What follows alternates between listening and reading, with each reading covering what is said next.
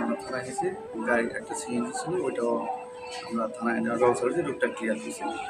আমরা শুনতে পারলাম যে সদর হাসপাতালে কয়েকজন রুগী আসছে, এখানেও এসে দেখি কয়েকজনের চিকিৎসা চলতেছে, এখানে একজন মারা গেছে।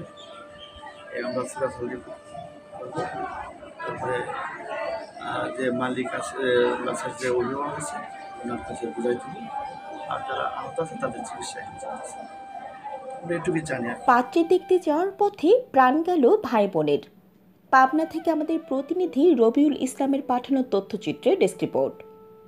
পাবনায় ট্রাকের সঙ্গে সিএনজি চালিত অটোরিকশার মুখোমুখি সংঘর্ষে ভাই বোন নিহত হয়েছে।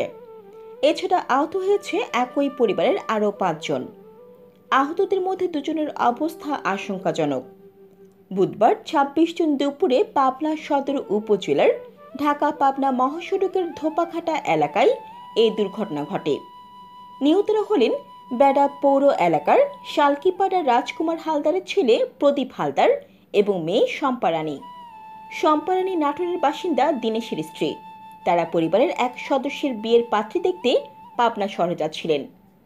প্রত্যক্ষদর্শীরা জানান, অটোরিকশাটি বেড়া থেকে পাবনা শহরের দিকে যাচ্ছিল।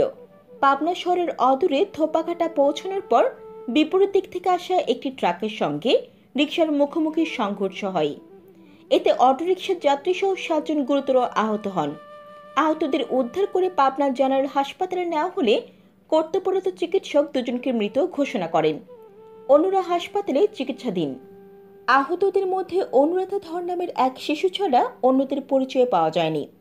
পাবনা সদর থানার ভারপ্রাপ্ত কর্মকর্তা ওসি রওশন আলী জানান, দুর্ঘটনার খবর পাওয়ার পরই পুলিশ ঘটনাস্থলে পৌঁছায়। এই ঘটনায় আইনি ব্যবস্থা নেওয়া হচ্ছে। Jannatul Afsana, CNF TV.